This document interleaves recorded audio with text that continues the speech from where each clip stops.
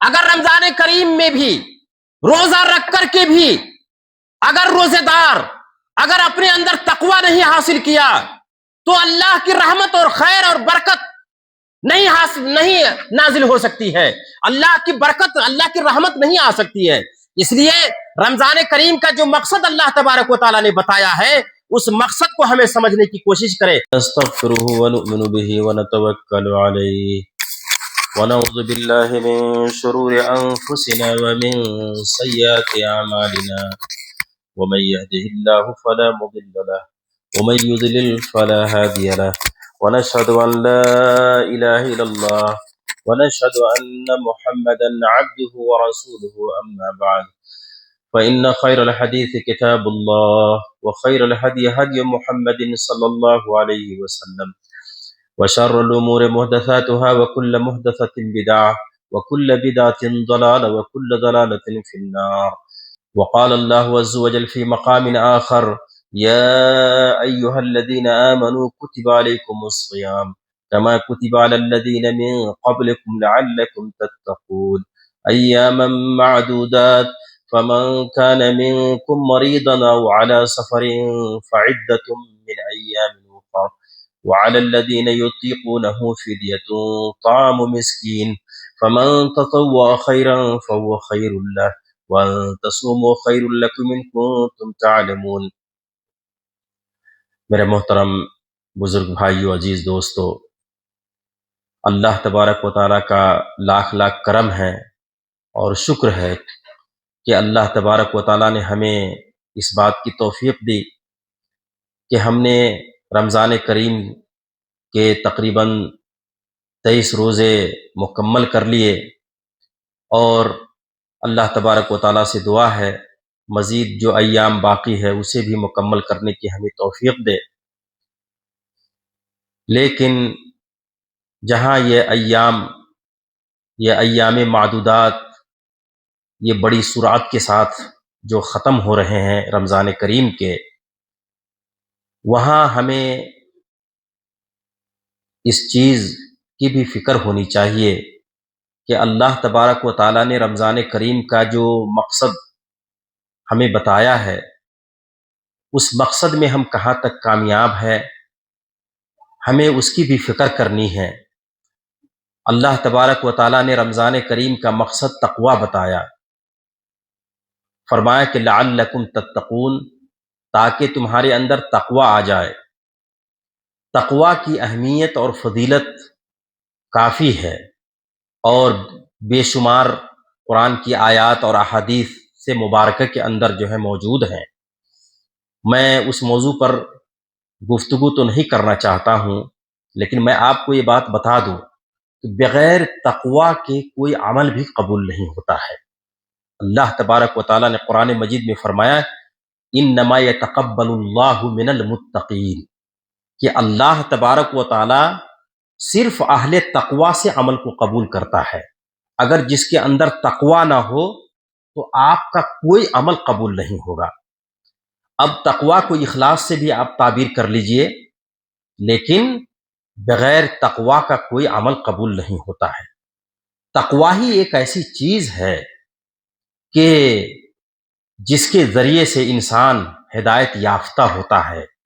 اور صحیح راستے پر آتا ہے۔ اللہ تبارک و تعالیٰ نے فرمایا الف لام میم ذالک الکتاب لا ریب فیہ ھدی للمتقین، کہ پرہیزگار لوگوں کے لیے جو ہے کہا کہ یہ باعث ہدایت ہے۔ تو آپ کو اگر ہدایت چاہیے تو ضروری ہے کہ آپ قرآن و حدیث پر عمل کریں اور تقوی حاصل کریں۔ اور اسی طرح تقوی سے اللہ تبارک و تعالیٰ کی نصرت، اللہ تبارک و تعالیٰ کی مدد بھی آپ کو نصرت اور مدد بھی ملے گی۔ بغیر تقوی کے آپ کو اللہ کی مدد اور نصرت نہیں مل سکتی ہے، کیونکہ اللہ تبارک و تعالیٰ نے قرآن مجید میں فرمایا کہ ان اللہ مع الذین اتقوا والذین هم محسنون، کہ اللہ تبارک و تعالیٰ ان لوگوں کے ساتھ ہے جن کے پاس تقوی ہے، جو تقوی والے ہیں ان لوگوں کے پاس ساتھ اللہ تبارک و یعنی اللہ کی نصرت، اللہ کی مدد ان لوگوں کے ساتھ ہے جن کے پاس تقوی ہوتا ہے، والذین هم محسنون، اور اسی طرح تقوی والے ہی کو اللہ تبارک و تعالیٰ پسند بھی کرتا ہے، کیونکہ کئی جگہوں پر قرآن کریم میں اللہ تبارک و تعالیٰ نے فرمایا کہ ان اللہ یحب المتقین، کہ اللہ تبارک و تعالیٰ تقوی والے کو پسند کرتا ہے، جو رمضان کریم کا اہم مقصد ہے۔ اور اسی طرح تقوی سے آپ کو مصیبتوں سے نجات، مشکلات سے آپ نجات بھی حاصل کر سکتے ہیں۔ بغیر تقوی کے آپ مشکلات سے، پریشانیوں سے نجات نہیں حاصل کر سکتے ہیں، کیونکہ اللہ تبارک و تعالیٰ نے فرمایا کہ وَمَن يَتَّقِ اللَّهَ يَجْعَل لَّهُ مَخْرَجًا، کہ اللہ تبارک و کہا کہ جو شخص تقوی اختیار کرتا ہے تو اللہ تبارک و تعالیٰ ان کے لیے سبیل پیدا کر دیتا ہے، نجات اللہ تبارک و تعالیٰ دیتا ہے۔ بلکہ اللہ تبارک و تعالیٰ تقوی کی وجہ سے آپ کے ہر ایک معاملے کو آسان کر دے گا، ہر ایک معاملے کو اللہ تبارک و تعالیٰ آسان کر دے گا۔ اللہ تبارک و تعالیٰ نے فرمایا کہ وَمَن يَتَّقِ اللَّهَ يَجْعَل لَّهُ مِنْ أَمْرِهِ يُسْرًا، سبحان اللہ، ان اللہ کہا کہ وَمَن يَتَّقِ اللَّهَ يَجْعَل لَّهُ مِنْ أَمْرِهِ يُسْرًا، اللہ تبارک و تعالیٰ جو شخص تقوی اختیار کرے گا اللہ تبارک و تعالیٰ اس کے معاملے کو آسان کر دے گا۔ میرے بھائیوں، میرے عزیز، میرے دوستو، اسی طرح تقوی سے اللہ تبارک و تعالیٰ آپ کے لیے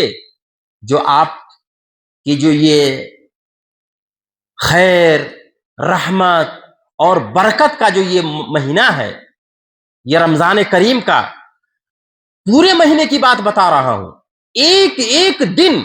باعث خیر اور باعث برکت ہے۔ ان اللہ کہا کہ اللہ تبارک و تعالیٰ، ایک حدیث میں ہے کہ ہر ایک دن اور ہر ایک رات اللہ تبارک و تعالیٰ رمضان کریم کے ہر ایک رات اور ہر ایک دن اپنے بندے کے گناہ کو اللہ تبارک و تعالیٰ معاف کرتا ہے۔ اس سے ایک بات اور بھی بتاؤں، جو ایک ضعیف حدیث کی طرف میں اشارہ کرتا ہوں، کچھ لوگ ہیں جو رمضان کریم کو مختلف 3 عشرے ہیں تو تینوں عشروں کو ڈیوائیڈ کرتے ہیں، کہتے ہیں پہلا عشرہ رحمت کا ہے۔ ایک ضعیف حدیث ہے جس کے اندر یہ لکھا ہوا ہے کہ پہلا عشرہ رحمت کا ہے اور دوسرا عشرہ جو ہے مغفرت کا ہے اور تیسرا عشرہ جہنم سے آزادی کا ہے۔ تو یہ عقل کے بھی خلاف ہے۔ اللہ کی پہلی بات تو یہ ہے کہ یہ بات جو بات ضعیف حدیث کے اندر یہ موجود ہے وہ ایک صحیح حدیث کے خلاف ہے، جس حدیث کے اندر اللہ تبارک و تعالیٰ نے فرمایا کہ ان للہ فی کل یوم ولیلہ وتقاء من النار، کہا کہ رمضان کریم کے ہر ایک دن اور ہر ایک رات کو اللہ تبارک و تعالیٰ اپنے بندے کو جہنم سے آزاد کرتا ہے، سبحان اللہ۔ اور یہاں پر تو حدیث میں بتایا کہ جہنم سے آزادی تو صرف آخری عشرے میں ہے، اتق من النار آخری عشرے کو خاص کیا ہے، تو یہ حدیث کے بھی خلاف ہے اور عقل کے بھی خلاف ہے۔ اس لیے میرے بھائیوں، میرے عزیز، میرے دوستو، اس نقطے کو ہمیں سمجھنے کی ضرورت ہے کہ اللہ تبارک و تعالیٰ کی رحمت، اللہ تبارک و تعالیٰ کی مغفرت اور اتق من النار، جہنم سے آزادی، یہ رمضان کریم کے ہر ایک دن اور ہر ایک رات سبوں کے لیے ہے، سبحان اللہ۔ اس لیے اس برکت کو جو ہے سمجھنے کی کوشش کریں۔ میں ایک دوسرے نقطے کی طرف میں آپ کو اشارہ کرنا چاہ رہا ہوں کہ رمضان کریم کا جو مقصد اللہ تبارک و تعالیٰ نے تقوی بتایا ہے، اسی تقوی کی برکت سے آپ کو خیر، رحمت، مغفرت، اتق من النار، یہ ساری چیزیں آپ کو مل سکتی ہے، کیونکہ اللہ تبارک و تعالیٰ نے قرآن مجید میں فرمایا کہ وَلَوْ أَنَّ أَهْلَ الْقُرَىٰ آمَنُوا، کہ اگر گاؤں والے ایمان لے آئے، وَاتَّقَوْا، اور تقوی اختیار کرنے لگے، تو کہا کہ اس کے بعد فرمایا کہ وَلَوْ أَنَّ أَهْلَ الْقُرَىٰ آمَنُوا وَاتَّقَوْا لَفَتَحْنَا عَلَيْهِمْ بَرَكَاتٍ مِّنَ السَّمَاءِ وَالْأَرْضِ، کہا کہ زمین و آسمان کے برکت کے سارے دروازے جو ہیں ہم ان کے لیے کھول دیں گے۔ اگر رمضان کریم میں بھی روزہ رکھ کر کے بھی اگر روزے دار اگر اپنے اندر تقوی نہیں حاصل کیا تو اللہ کی رحمت اور خیر اور برکت نہیں نازل ہو سکتی ہے، اللہ کی برکت، اللہ کی رحمت نہیں آ سکتی ہے۔ اس لیے رمضان کریم کا جو مقصد اللہ تبارک و تعالیٰ نے بتایا ہے اس مقصد کو ہمیں سمجھنے کی کوشش کریں، کیونکہ قرآن کریم کی اسی آیت کے اندر آگے اللہ تبارک و تعالیٰ نے فرمایا کہ وَلَٰكِن كَذَّبُوا فَأَخَذْنَاهُمْ بِمَا كَانُوا يَكْسِبُونَ، لیکن ان لوگوں نے تقوی اختیار نہیں کیا بلکہ ان لوگوں نے جھٹلایا، فَأَخَذْنَاهُمْ بِمَا كَانُوا يَكْسِبُونَ، تو ان کے بدعمالیوں کے سبب ہم نے اس کو پکڑا اور سختی سے ہم نے مواخذہ کیا،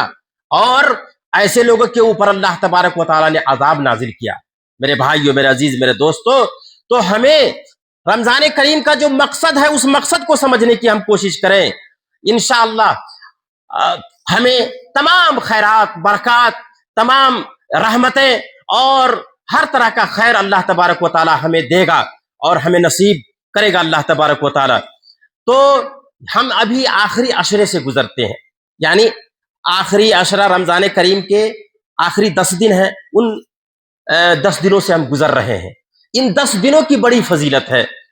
اور اس فضیلت کے تعلق سے میں نے کئی بار درس میں نے بیان کیا ہے، بیان کرنے کی ضرورت نہیں ہے، بس اشارہ یہ کرتا ہوں کہ اللہ کے رسول صلی اللہ علیہ وسلم کی عادت تھی، جیسا کہ صحیحین کے اندر ہے کہ اذا دخل العشر شد میزرہ، نبی کریم صلی اللہ علیہ وسلم آخری عشرے میں اپنے ازار کو، اپنے تہبند کو مضبوطی سے باندھ لیتے تھے، وَأَحْيَا لَيْلَهُ، اور رات بھر جگتے تھے، وَأَيْقَظَ أَهْلَهُ، اور اپنے اہل و عیال، اپنے رشتہ داروں کو رات بھر جگاتے تھے، یعنی عبادت کا اہتمام آخری عشرے میں حد سے زیادہ کرتے تھے۔ اسی آخری کے عشرے کے اندر لیلۃ القدر ہے، جس کی فضیلت کے بارے میں نے آپ کو گزشتہ جمعہ کو میں نے بتایا ہے کہ کہا کہ لیلۃ القدر خیر من الف شہر، 1000 مہینے کی عبادت سے بہتر ہے، اور 1000 مہینہ جانتے ہیں، 1000 مہینہ اگر دیکھا جائے، حساب کتاب کیا جائے تو 83 سال سے زیادہ ہو جاتا ہے۔ سبحان اللہ، ایک رات اگر کوئی پا لیتا ہے لیلۃ القدر تو 83 سال کی عبادت کرنے سے بہتر ہے۔ سبحان اللہ، ہر آدمی کو 83 سال کی عمر ابھی ملتی بھی نہیں ہے، نہ جانے آدمی 40 50 60 سال میں دم توڑ جاتے ہیں، تو 83 سال کی عبادت کا ثواب اللہ تبارک و تعالیٰ دے گا، اس لیے اس کو بھی سمجھنے کی کوشش کرے۔ اور اسی آخری عشرے میں یہ بھی ہمیں بتانا ضروری ہے کہ رمضان کریم ختم ہونے کے بعد، یعنی عید کی نماز پڑھنے سے پہلے، ہمیں صدقۃ الفطر بھی ادا کرنا ہے، صدقۃ الفطر ادا کرنا ہے۔ اور صدقۃ الفطر یہ کیا ہے؟ یہ فرض ہے، اور فرض کا لفظ نبی کریم صلی اللہ علیہ وسلم نے اپنی زبان مبارک سے فرمایا، جیسا کہ حضرت عبداللہ بن عباس رضی اللہ تعالیٰ عنہ سے مروی ہے کہ فرض رسول اللہ صلی اللہ علیہ وسلم، حضرت عبداللہ بن عباس فرماتے فرض رسول اللہ صلی اللہ علیہ وسلم صدقۃ الفطر طہرۃ للصائم من اللغو والرفث وطعمۃ للمساکین وان تعدى قبل الصلاة، ومن اداها قبل الصلاة فهي زکاة مقبولة، ومن اداها بعد الصلاة فهي صدقة من الصدقات۔ حضرت عبداللہ بن عباس رضی اللہ تعالی عنہما سے مروی ہے، وہ فرماتے ہیں کہ نبی کریم صلی اللہ علیہ وسلم نے صدقۃ الفطر فرض کیا ہے، اور یہ کس لیے؟ کہا کہ طہرۃ للصائم من اللغو والرفث، جیسے نماز میں اگر کوئی کمی اور کوتاہی ہو جاتی ہے، بھول چک ہو جائے، اس کے لیے سجدہ سہو ہے، لیکن رمضان میں اگر لغو، رفث، کوئی غلطی، کوئی گناہ، اس طرح کی خامی اور لغزش ہو گئی تو اس کے لیے بتایا کہ صدقۃ الفطر ہے۔ صدقۃ الفطر ادا کرنے سے یہ آپ کی جو کمیاں ہیں، جو نقصانات ہیں، اس کا تدارک انشاءاللہ جو ہے ہو جائے گا۔ اسی لیے نبی کریم صلی اللہ علیہ وسلم نے یہ حدیث ہے کہ طہرۃ للصائم من اللغو والرفث وطعمۃ للمساکین، اور صدقہ فطر کے ذریعے مساکین، فقراء، محتاجین کی اس میں کیا ہے؟ مدد بھی ہے اور تعاون اور مساعدہ بھی ہے، اس لیے اس نقطے کو بھی سمجھنے کی کوشش کریں۔ لیکن اس کے بعد نبی کریم صلی اللہ علیہ وسلم نے فرمایا کہ فمن اداها قبل الصلاة، اور جو شخص اس کو نماز سے پہلے ادا کرتا ہے فہی زکات مقبولہ، تو اس شخص کی زکات اللہ کے دربار میں قبول ہو گئی۔ ومن اداها بعد الصلاة، لیکن اگر کوئی اس کو نماز کے بعد ادا کرتا ہے تو کہا کہ فہی صدقۃ من الصدقات، یعنی وہ صدقہ زکات الفطر کے نام سے اللہ کے دربار میں قبول نہیں ہے۔ اس لیے اس نقطے کو سمجھنے کی کوشش کی ہے۔ زکات فطر کے تعلق سے ہمارے اندر کافی تساہل ہے. بہت ساری چیزوں میں انسان کے اندر ان تساہلات میں کو میں گناؤں گا. سب سے بڑا تساہل تو یہ ہے کہ انسان اس کی طرف توجہ نہیں دیتا ہے. وہ سمجھتا ہے ایک عام چیز ہے اور جب چاہے نکالے جتنا چاہے. دوسری بات یہ ہے کہ کچھ لوگ یہ سوچتے ہیں یہ صرف مالداروں کے لیے، بھائی ہمارے پاس اتنی استطاعت نہیں ہے. حالانکہ شریعت کے اندر اس کے لیے ایک حد بندی کی ہے، متعین کیا ہے. اگر وہ مسکین جس کے پاس اس دن کا کھانا موجود ہے اور کل یعنی عید کے دن کا کھانا اس کے پاس موجود ہے، چاہے وہ 20-50 روپے 100-200 روپے کی شکل میں ہو یا اس کے پاس چاول کی شکل میں، اور اس سے اگر زائد اس کے پاس ہے تو اس کے اوپر زکات الفطر واجب اور فرض ہے. ہاں، کوئی آدمی جس کے پاس سرے سے نہیں ہے، ایک وقت کا کھانے کی، جیسے بھیک مانگنے والا آدمی ہے، اس کے پاس 1 روپیہ نہیں ہے، تو اللہ تبارک و تعالیٰ نے فرمایا کہ فاتقوا اللہ ما استطعتم، طاقت کے مطابق اللہ تبارک و تعالیٰ سے ڈرنا ہے. تو گویا کہ صرف اس کے اوپر نہیں ہے جیسا کہ اہل علم کا یہ، لیکن وہ مسکین، وہ فقیر، وہ محتاج جس کے پاس عید کے دن کا کھانا موجود ہے اور اس کے اوپر اگر اس کے پاس ہے تو اس کے اوپر جو ہے زکات فطر جو ہے واجب اور فرض ہے. اس لیے میرے بھائیو، میرے عزیز، میرے دوستو، اس کی طرف بھی عدم توجہ ہی ہے کہ لوگ اس چیز کو نہیں سمجھتے ہیں. اور اگر کوئی آدمی کسی کے پاس آپ کے رشتہ دار ہیں اور آپ کے پاس اتنی استطاعت نہیں ہے یا آپ کمزور ہیں، تو ان کو چاہیے کہ اپنے رشتہ داروں، ان کو بھی سوچنا، ہر ایک آدمی کو سوچنا چاہیے کہ ہمارے ارد و گرد، ہمارے قریب، ہمارے نزدیک اور ہمارے اگل بگل میں رہنے والے لوگ کون مسکین ہے، غریب ہے، جو صدقہ فطر نہیں، تو ان کے طرف سے جو ہے صدقہ فطر ادا کر سکتا ہے.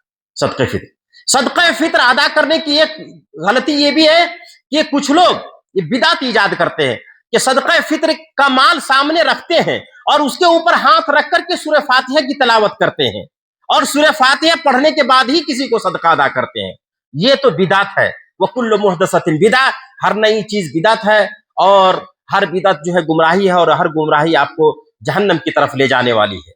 اسی طرح کچھ لوگ، ایک حدیث ہے جس میں نبی کریم صلی اللہ علیہ وسلم کی طرف اشارہ کیا گیا ہے، وہ حدیث صحیح نہیں ہے کہ ادو زکات الفطر صاعا من طعام،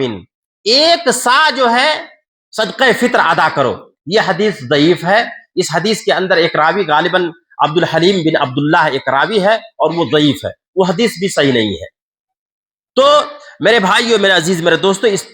نقطے کو بھی سمجھنے کی ضروری ہے. اور زکات فطر اللہ تبارک و تعالیٰ کا ایک شکریہ ہے. مہینہ ختم ہو گیا اور آپ نے جو ہے اللہ تبارک و تعالیٰ نے،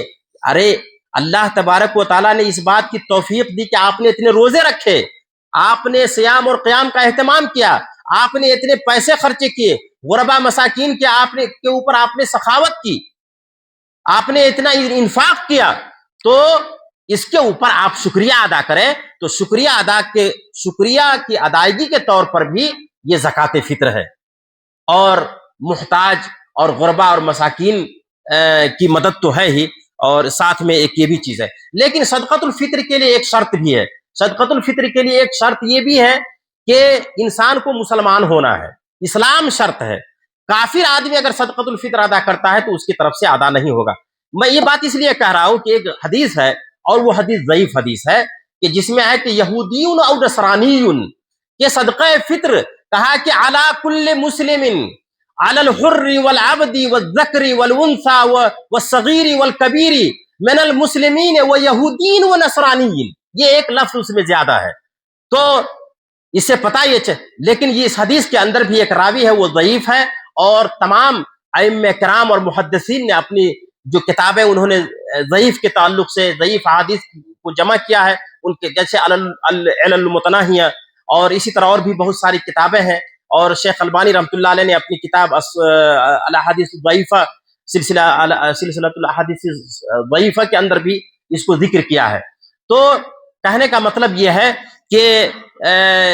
کافر کی طرف سے اگر کافر شخص زکات الفطر ادا کرے تو ادا نہیں ہو سکتا ہے. تو ایک شرط تو اسلام ہے اور دوسری شرط یہ ہے کہ القدرہ. اور قدرہ کا مفہوم میں نے آپ کو بتایا.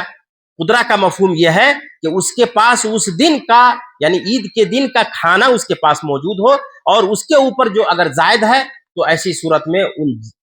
وہ شخص جو ہے اس کے اوپر فرض ہے اور وہ ادا کرے۔ اسی طرح صدقۃ الفطر کے تعلق سے ایک اور حدیث ہے جو صحیح نہیں ہے، کہا کہ ادوہا الی ولاتکم، یعنی تم اپنے حاکموں کو جو ہے صدقہ فطر ادا کرو۔ ادو صدقۃ الفطر الی ولاتکم، کہا کہ اپنے حاکموں کو دو، فإنہم یحاسبون بہا، یعنی قیامت کے دن ان سے حساب لیا جائے گا۔ تو یہ حدیث بھی صحیح نہیں ہے، اس حدیث کے اندر بھی ایک راوی ہے اور وہ ضعیف ہے۔ اسی طرح ایک اور حدیث ہے صدقۃ الفطر کے تعلق سے جو عام خطبہ اور اکثر ائمہ کرام جس کو بیان کرتے ہیں، یعنی قد افلح من تزکا وذکر اسم ربہ فصلی، اور کہتے ہیں وقد انزلت هذه السورة وقد انزلت